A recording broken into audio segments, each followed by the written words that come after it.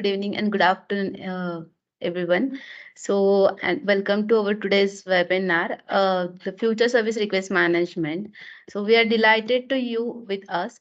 I'm your host Rashmi. I'm thrilled to have all of you here today, joining us from the various corners of the globe. So, before we dive in, let me introduce to you our esteemed trainer for the today's the Mr. Robert Pinnington. So the Robert has the ProPath Agile project expert. The ProPath project expert. He is a ProPath programming leader, ITIL managing professional, and the strategic leader. The Robert has ITIL author of the service request management best practices guides. The next other Robert, he has around the 40 years plus experience of the service and the PPM experience in a banking, finance, outsourcing, and logistic industries across the APAC and the EMEA. We are privileged to have their wealth of the knowledge and the experience to guide us through this session. So, if anyone have any queries, any questions, so feel free us to uh, use the chat and the Q&A section as well. So, and we will address them at the end of the session. Miss all the queries. So now we understand that your time is valuable. So we truly appreciate your being here today. Now, without further ado, I would like to just hand over the session toward the Robert sir. Just kick off the today's session. Robert, I'm just going to give the control to you. Great. Thank you Yes. very much, Rashmi. Thanks. And thank you very much for a very kind introduction. Yes. As Rashmi says, I've got over 40 years experience in service and projects and program management. And today I'd like to take you through the evolution of ITIL and service request management, and then illustrate that somewhat with a story about how I brought order out of chaos, because we were very much in a hole at one stage in my career in one of the organizations I worked in. And then I want to show you how that ties in, what we did ties in with service request management and the guiding principles from ITIL. And then I'd like to show you how what happened to me is something that shouldn't happen to anybody else in the future, because we have more proactive service request management that's linked to all the AI tools that are available in the marketplace today that are constantly improving. And so, and then we'll end up with a question and answer session at the end. Hope that sounds okay for everybody.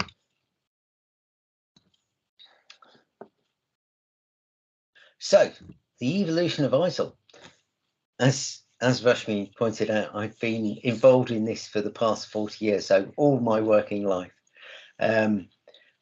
ITIL first started off as something that was published by the British government, and it grew rapidly. We had like over 46 different books around how to do service management in properly within the British government's organisation. By the 1990s, that sort of grew, and ITIL became quite accepted across the globe. And we started off having the service management forums. There's quite a few of these around the world, all in specific languages. There's an American version, European ones in France, in Germany, in Italy, and in the 1990s, that's when the first certificates were issued. That's when I started getting really interested in ITIL. And so in the early 2000s, that's when I actually saw that the Office of Government Commerce was created. All the ITIL intellectual property got passed over to them. they published version 2, which sort of consolidated an awful lot of stuff into 2 books, one on service delivery and one on service support. And then we then moved into the 2010s, and that's when we had a refresh of version 3, where we improved on the practitioner guiding principles, and finally in ITIL version 4, we came up with service value system to really focus IT's management on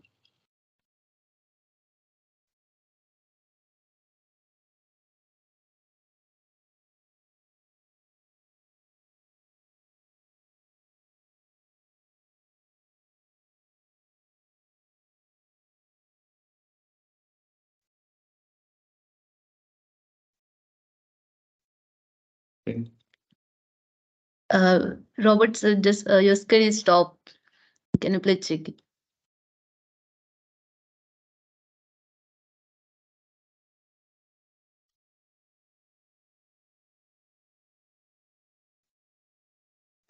I think there is some internet connectivity issue.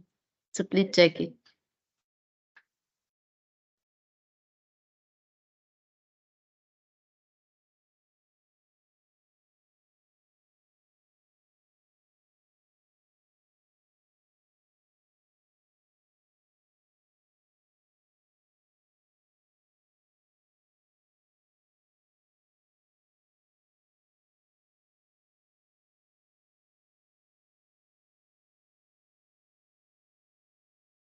Yes, hi all. Just trainer has some internet connectivity issue. So just wait. Yes, welcome again, Robert.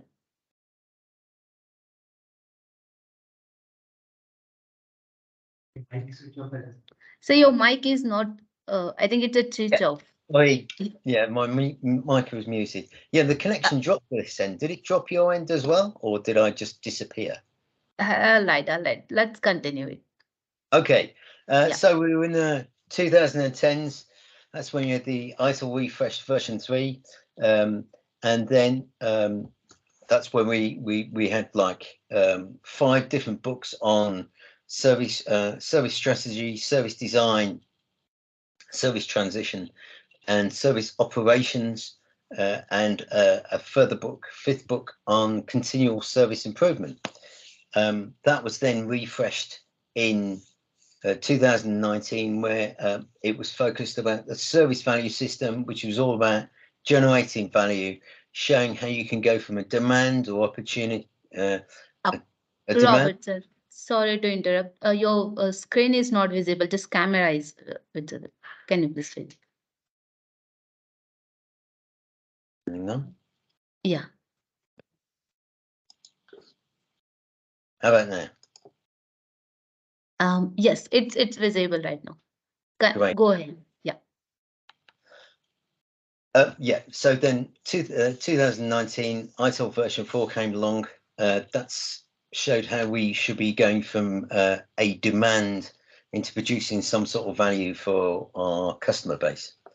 How is that then reflected in the evolution of service request management? ITIL version 2 hardly talked about service request management. There was nothing there uniquely for service requests.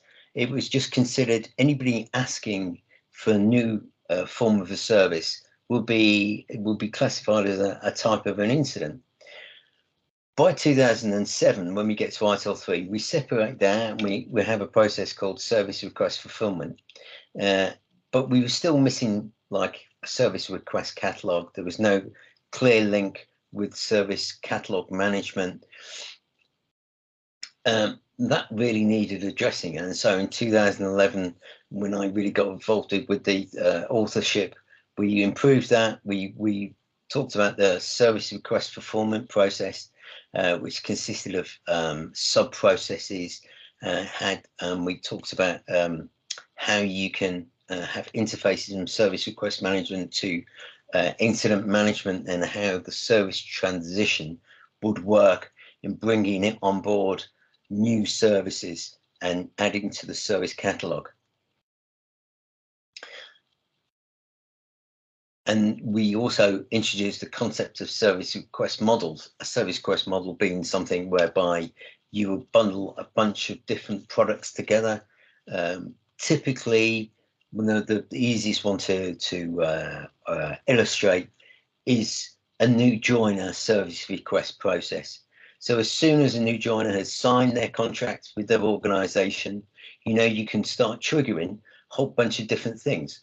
You'll need a place for this person to sit. You'll need a computer for them to use. They'll need an account.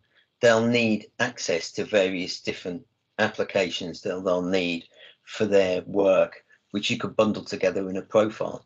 And each one of those in that, all those different component parts that are triggers are bundled together in what's called a service request model.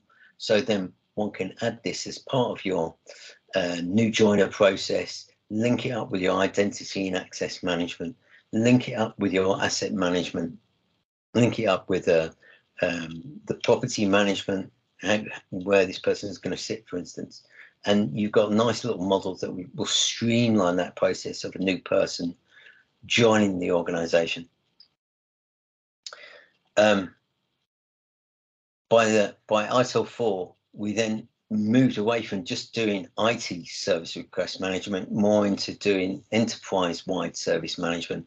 So we have very complex service request features where you're building more and more complex service request models in order to achieve what you need to achieve and add value. Now, this is all great that it's been put into the different models and improvements of ITIL. But I'd just like to illustrate one of the issues that I had in my working life and how that would be improved by the use of the new AI tools. So my story's set in the early 2000s. I was working for a large investment bank in Germany, and they'd outsourced supply of all their hardware. So a large IT company was supplying them with all their servers and PCs. This appeared to be going okay.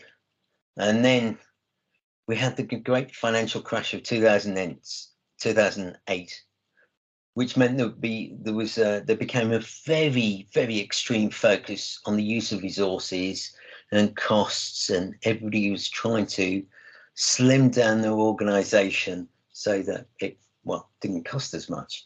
Where can we squeeze the organization in order to improve the use of our assets, our resources within the organization?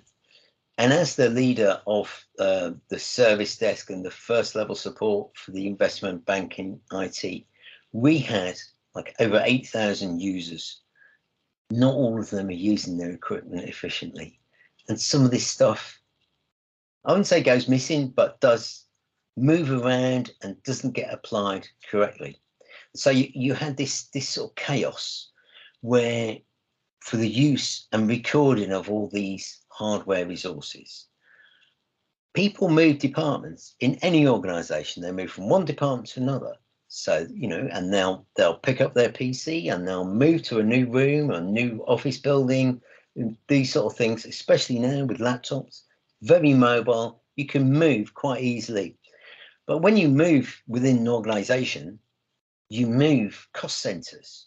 You move where that piece of that asset belongs. You move its actual physical location, you move its cost center. The billing is going to be wrong. If it's not connected to the network properly, you're going to have issues there. And what we had within this large investment bank, which had a retail banking side as well, so you've got all these legacy systems there. You had one system to order it. It was SAP. One system to build it, which is based on Active Directory. You had a service request management tool to deploy it. You had another tool that managed the network, and another tool that managed all the different locations. So there's 5 different places where these things were recorded, you know, and we were pretty much in a hole there. We had to dig our way out of it because people were demanding we save money. So we needed to bring the data in these 5 different legacy systems together. And we started by finding out what we could extract and model in the, you know, in the data from all these 5 different tools. Lots of them, even though there were legacy systems, you could pump data out in the form of comma delimited values. Like, so you could import them into spreadsheets, you could import them into databases. And so we started very iteratively. We built a database using SQL. We pulled the data in and we started working out how we could reconcile all these different sources of information from the 5 different systems. We incorporated a barcode scanner. We brought that in on board in order to eliminate future errors, so we could scan the barcodes of these laptops. This sounds quite normal and standard now, but in the early, nearly 20 years ago, this was quite a radical activity. My bosses were going, "You want a barcode scanner? You don't work in a supermarket. What do you want one of those for?" Well, look, this is going to make it easy. We're going to be able to save money. And we did. Once we reconciled across the departments, we saved over 2 million a year over departments of like between 5,000 and 8,000. And well, the business was very happy. Our supplier of hardware was very unhappy because they were still charging us for assets we no longer used or had on the premises. They were receiving money for doing service and maintenance on some of these assets that just didn't exist anymore. They will be items that where the life cycle management had run through, and as we all know, a laptop that's more than like sort of 2 years old, 3 years old is pretty much out of the arc. Well, I would say out of the arc of now, but it's quite ancient, isn't it? Our time moves on very quickly within the IT industry, and this equipment was just sitting there, not being used. We had masses of stuff had moved into offices where the people have moved out and left their equipment behind. We were finding pieces of kit that we no longer used, no longer needed. We also we implemented this in the London office and identified quite a bit of systemic fraud because we managed to link everything up, track all these different assets, and we found out that one of the suppliers in the London office was basically ordering equipment, and it was coming in one door, and it was going out another door, and they were then selling it out on the open market, which is quite an interesting thing when we found out. And I'd like to sort of now tell you how that story, how that actually illustrates some of the guiding principles of ITIL. What we're talking about here is like optimizing and automating. So we're using any type of resource we had. So we used an SQL database, we used Excel spreadsheets, we had a programmer, and we had some business analysts in order to try and identify what things we could best use and achieve the most out of what was available. And so in using optimize and automate, we then applied other guiding principles. Now, there's 7 guiding principles in all, but I just want to talk about 3 that were particularly relevant. So we focus on value. we really wanted to tie down the value of all these assets and make sure that we had what we reported as having, we actually did have, and they were being used in a very efficient way. We also knew we were in a position where we have 5 different legacy systems, and another one of the guiding principles of ITIL is start where you are. So make sure you know where you want to go, or where you are at the moment, because you need to know where you are before you can work out where you want to go. And we were using the third guiding principle of progressing iteratively. So we made small incremental steps as we improved our reconciliation process, as we brought in more functionality into this way of linking everything together and identifying all the resources and making sure they were applied in the right places, in the correct cost centres, and that we weren't paying for anything we no longer had, which made our business very happy. So let's look at the focus on value. So everything an organization does needs to map to somehow to the value to their stakeholders. You need to identify why you're actually doing something. Does it actually make sense to do it? Is it going to generate value for your stakeholders? It includes, like, not only the experience of your customers and your stakeholders, the people paying the bills, but also your users. Are we making sure that we're providing the correct assets to the correct people at the right time? We wanted to know how each one of those different people, you need to know how they use the different types of services.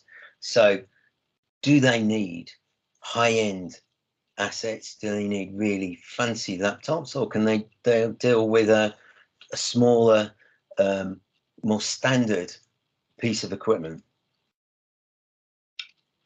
And so we also wanted to make sure that when we're focusing on value, that we continue to do this, not just do this improvement initiative and leave it be once we've done it and moved out all the assets that we no longer had and reconciled it as at a certain date. We wanted to continually to do this, keep all these systems up to date to make sure that we continually added value.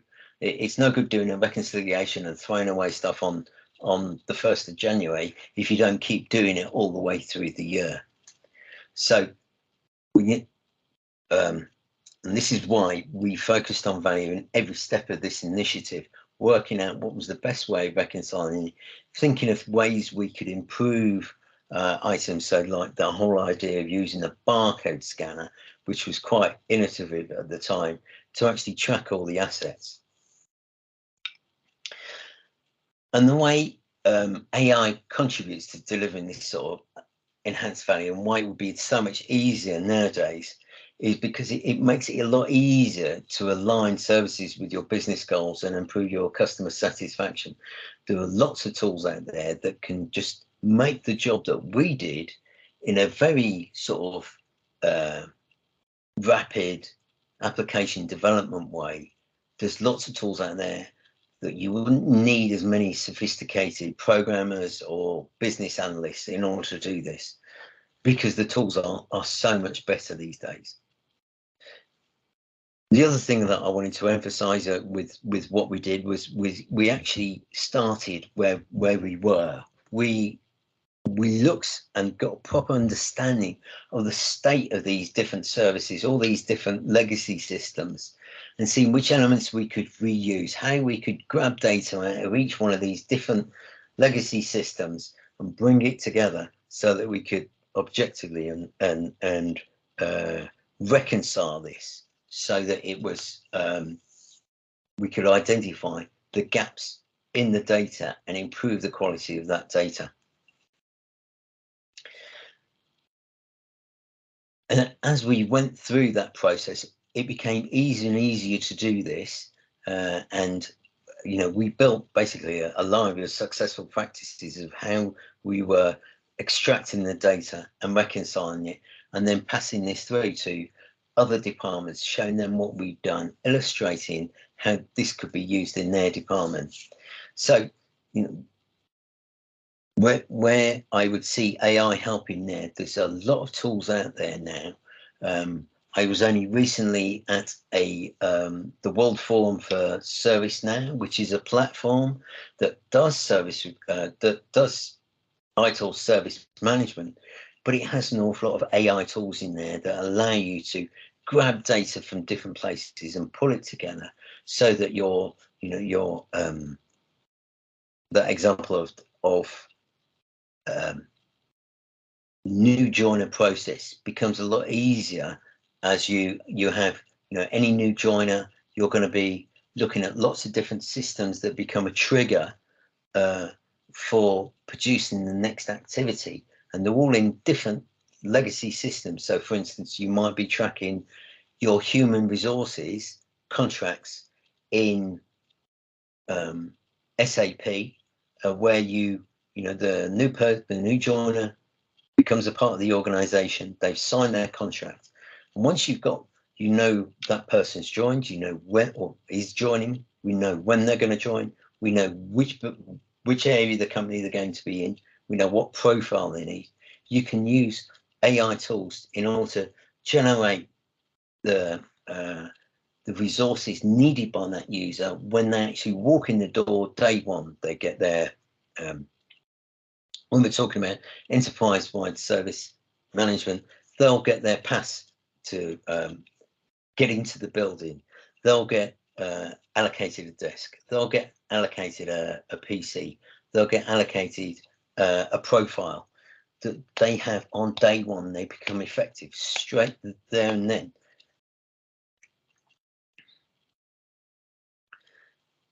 And the third item I wanted to really talk about was like progressive iteratively with feedback. So don't try and do everything at once, but do things in smaller chunks. Try and understand where you want to go as a whole and how you want to get there, but don't try and do everything in a waterfall method. Do it in an agile method. Do a little bit each time, because your ecosystem, the underlying ecosystem, is always changing. You may start doing something in a large, long project where the back end, the original system then changes, and you've got to restart again.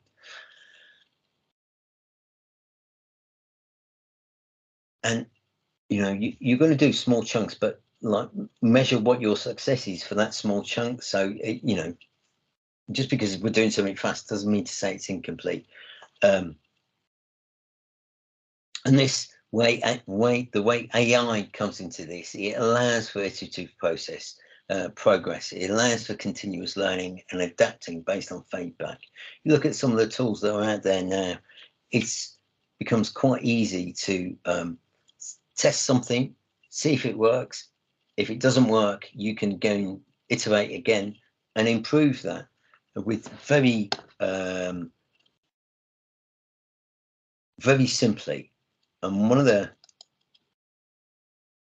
so what I'm trying to express is that there's a coexistence of AI and ITIL principles driving continuous improvement in service request management. AI-enabled tools make this whole process a lot simpler out of the box. I've been using quite recently some low-code tools to make it simpler to build these types of reconciliation processes. I've been working on a knowledge management system from my current employer, where we needed to automate the refresh of the knowledge artifacts. So we had these knowledge artifacts in a SharePoint library. We could track over a period of time when these artifacts, we'd give them a review date once every 4 months. We could use Power Automate to automatically generate a new Kanban card to trigger somebody to go and review that artifact and make sure it gets updated. We could also use the low-code Power BI that you might have seen from Microsoft to produce reports based on how old are those artifacts, which ones are going to come up for renewal, which ones are we working on, so you can constantly track what is actually going on in your organization. Another thing that another AI enabled tool is IBM's Watson, which looks at asset performance management, and it can look at when your assets are going to be need replacing, so you won't end up with somebody with a piece of equipment that is out of support anymore. You can see when the life cycle management is going to be triggered, and when you need to replace this equipment.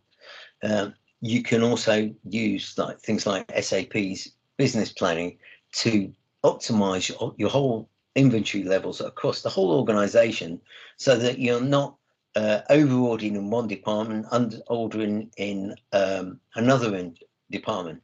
And again, another tool that you can use is Flexim, which will allow you to dynamically reassign assets from one place to another, so that again you're making best use of the resources there. And finally, you can use different chatbots. There's Power Virtual agents that comes from Microsoft, but there's quite a few others out there that allow you to dynamically route messages to your user base, telling that their assets need replacing, and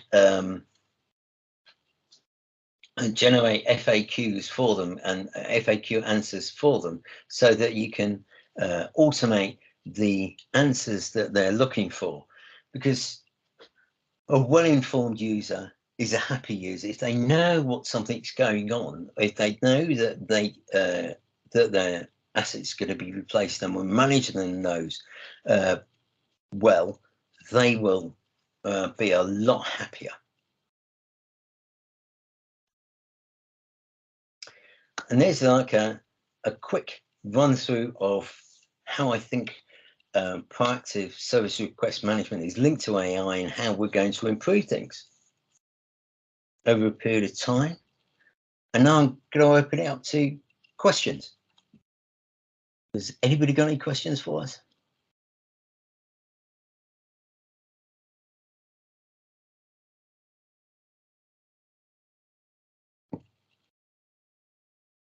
You can type them in the QA or in the chat if you wish.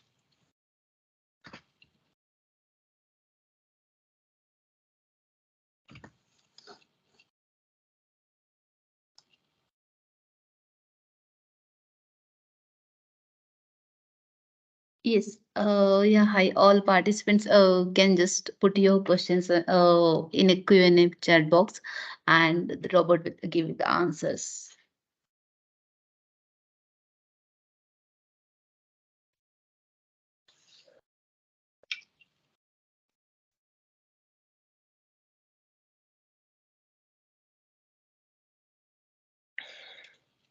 If not, so anyone just turn on your mic and just directly ask to the questions. Yeah. I have a question for the participants, if that's okay. You can ask the participant also. Okay. Has anybody used any of the Power tools from Microsoft?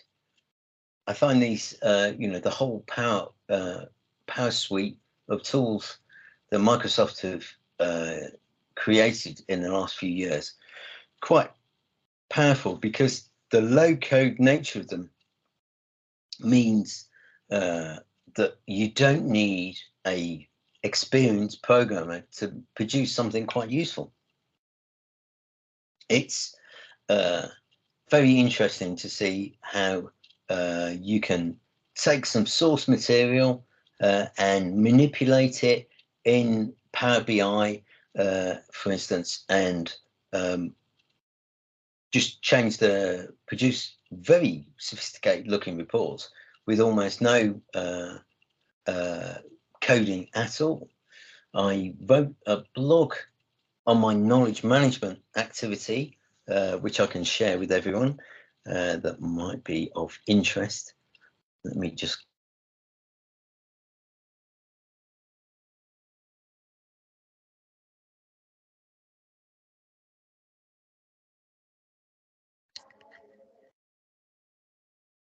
Yeah, hi, party.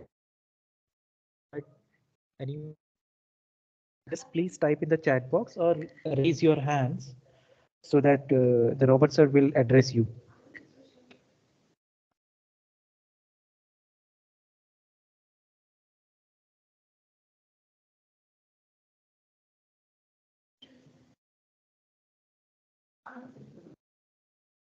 Yeah, hi, Robert sir. I think we have a questions from the Pankaj. Can we just check the chat?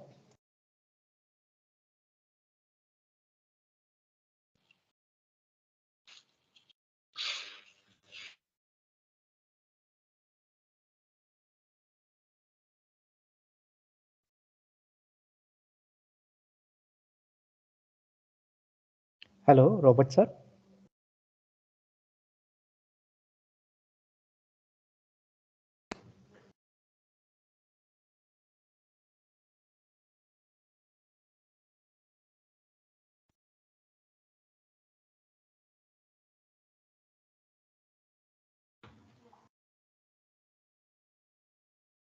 Yeah, I think some technical issue from the Robert sir side.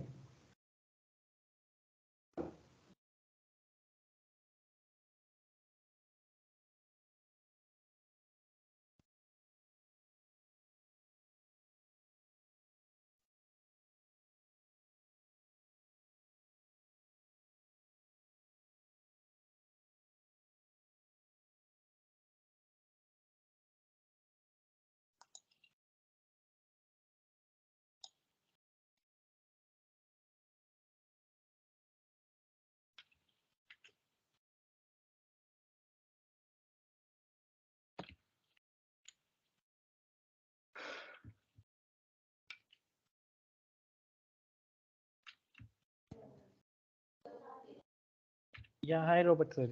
Yeah, I think we have a questions. Oh, right. Okay. Yes. I've just dropped out again and come back in. Let's see who's first. What's the first question? Okay.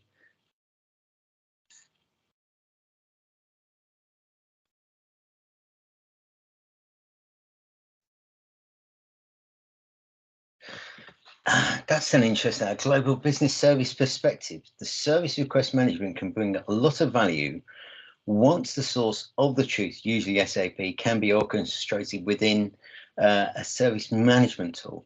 Is there a best practice or case study to read about this?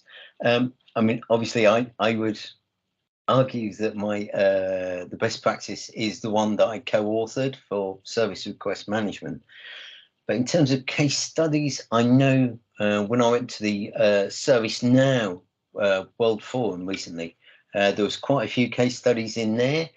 Most of those are actually online, and I can probably dig out the links for you and send them to Rashmi, and maybe we can get them distributed.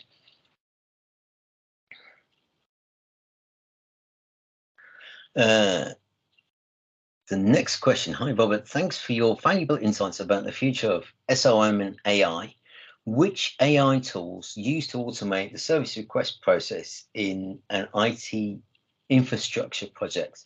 I'm looking more there rather than the Power Suite from Microsoft. I'm looking more at low level, where you look at the enhancements Splunk has made to their tools, and also IBM, their Watson platform is quite interesting in automating the whole rollout of infrastructure.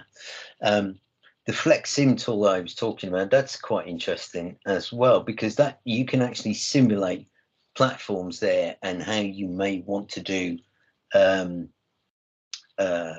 rollouts of IT infrastructure.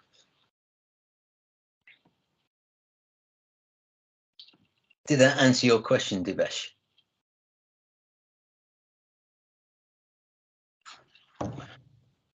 Yeah, Devesh, you can just chat with this answer?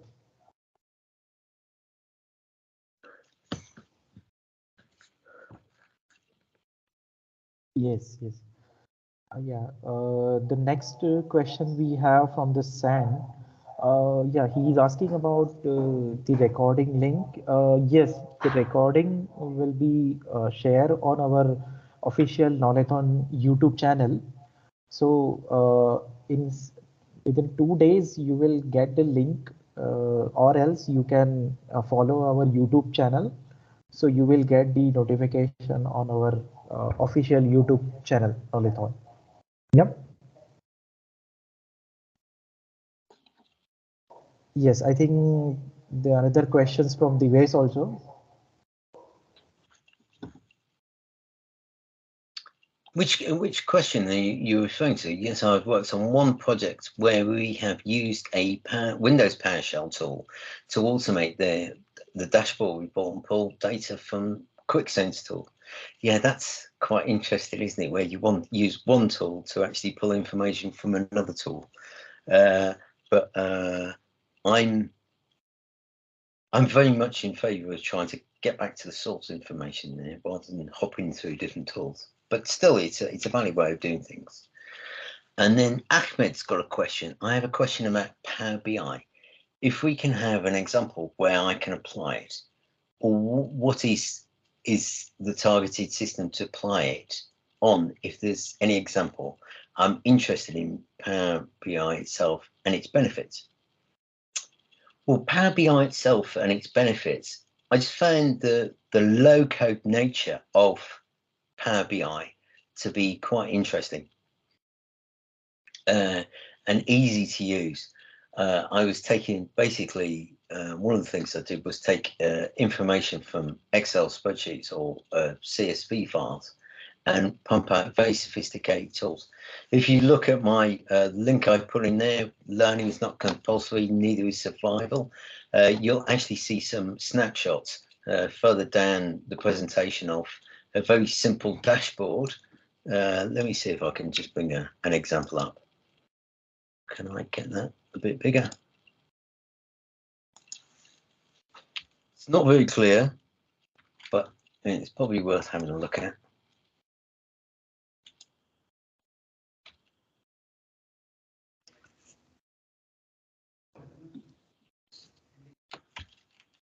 Yeah, I think uh, we have completed all the questions. So anyone have any questions, so please ask in the chat box. Okay, regarding Ahmed's question, Ahmed, can you see that snapshot there? That's actually a Power BI report that's taken from a Microsoft Planner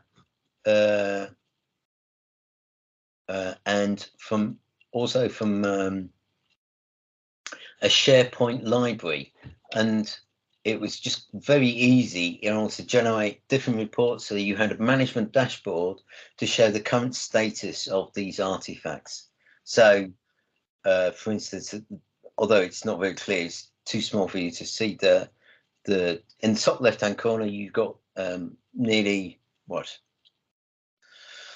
60% are looking green, and about 40% of those items in that top corner are in the top left hand corner are looking are amber. But it is an extremely easy tool to use once you get the hang of it. And I'm far too old to be a coder. Far too old. I left coding behind quite some time ago, but Power BI is a very interesting tool in itself. And coupling that with Power Automate, where you can automate different activities based on triggers, that Power Suite is very, very powerful.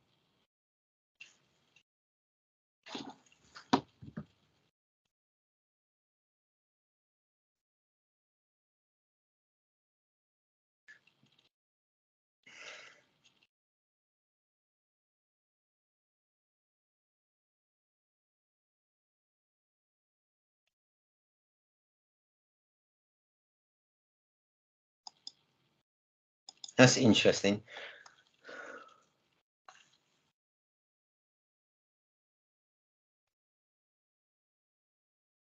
Okay, I think there are no more questions. I would like to thank you, Mr. Robert, and thank you all for joining us. And we hope you find this webinar both educational and enjoyable. If you have any queries, so let's connect on given contact. For sure, our team will coordinate with you. And thank you so much again, all the participants in the webinar.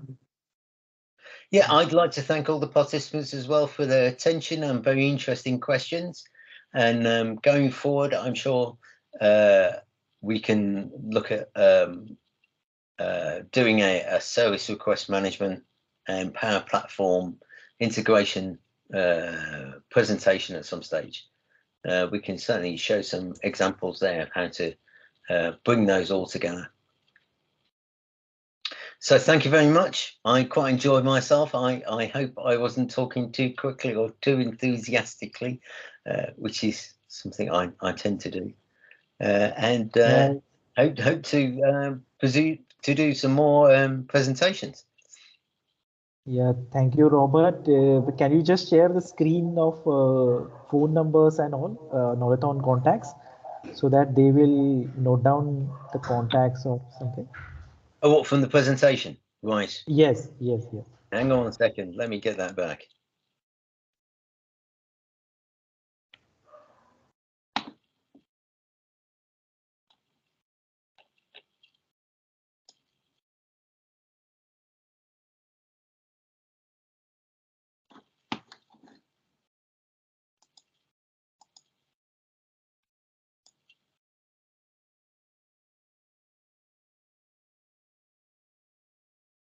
I think if we can, there's also the survey we'd like you to complete. I'll give everybody a moment. I'll put that link into the chat, shall we? And then these are the contacts. Yes, so thank you again, participants. So if you have any questions regarding the any webinar or any query, so you just note it down, this our official contact number. So you can connect with our team and our team will definitely guide you about your queries and all.